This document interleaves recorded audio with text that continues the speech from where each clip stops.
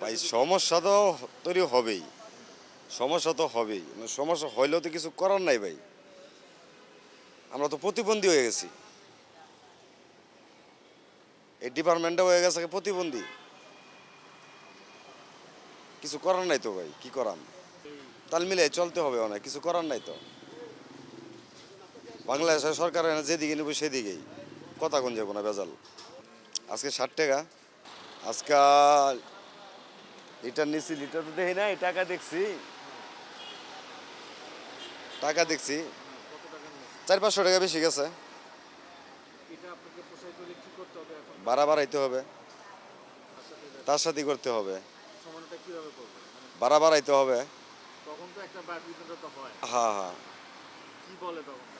তখন তারা কি বলবো, হয়তো গাড়ি নেবো না, ঘুরবো আসবো, আরেকজনের থেকে নিব না।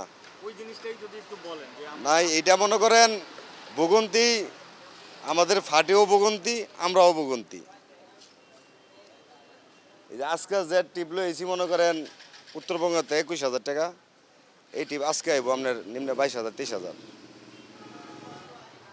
আজকে যে কাঁচামালটা নিয়ে আইছি 21,000 টাকা, এই 1 টাকা বাড়াতে আজকে মনে করেন হে বাড়াইব 22,000 23,000। তারাও তো বাড়াইতে হবেই। হ্যাঁ, আপনার উপর চাপাইবই। এটা মানুষের জীবনে একটা জনদুর্ভোগের মতো আর কি, যেটা হচ্ছে অনেক কষ্ট।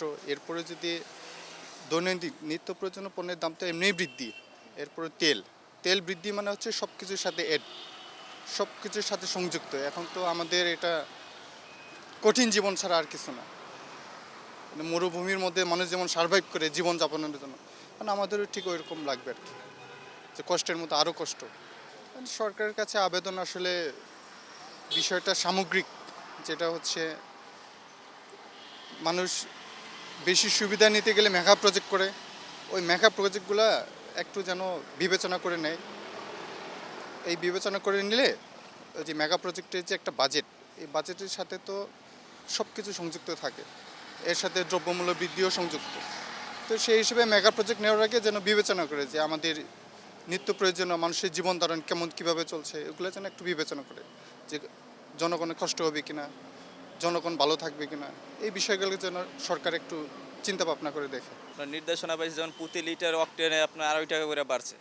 রাত 12টার পর থেকে আমরা ওই রকম দাম নির্ধারণ করে বিক্রি করতে আছি। ডিজেল 1 টাকা বাড়ছে লিটার, প্রতি লিটার 106 টাকা ছিল, এখন 160 টাকা করে বিক্রি করতে আছি। পেট্রোল না, আমাদের অক্টেন আর ডিজেল বিক্রি করতে হয় দুইটা। অক্টেন পেট্রোল মানে একই দাম বাড়ছে, যেমন প্রতি লিটারে 2.5 টাকা করে। আর রাত 12টার পর থেকে এই দাম বিক্রি করতেছি নতুন দামে। তো রাত 12টার পর থেকে যেমন আপনার নির্দেশনা পাওয়ার পর অক্টেন আমাদের 126 টাকা ছিল, সে জায়গায় 2.5 টাকা বাড়ায় এনে 28 টাকা 50 পয়সা বিক্রি করতেছে 100। ডিজেল 106 টাকা ছিল, এখন 160 টাকা বিক্রি করতেছে। না, এটা এটা অতিরিক্ত, মানে একটা জুলুম হয়ে যায়। যারা রাইডার আছে, যারা গাড়ি গুড়ি চালায়, তা দেখা যায় কি ওনাদের মানে সমস্যা হয়। যেমন ওনারা ইনকাম কত, যেভাবে তেলের দাম বাড়তেছে, মাইদের বাড়লো 35 টাকা, এখান থেকে 10 টাকা কমে 25 টাকা করছে। 25 টাকা আবার হুট করে আবার বাড়তেছে। তো এইভাবে যদি চলে তাহলে তো আমাদের মতো যারা রাইডার বা আমরা গাড়ি গুড়ি চালাই আমাদের জন্য কষ্টকর জিনিসটা।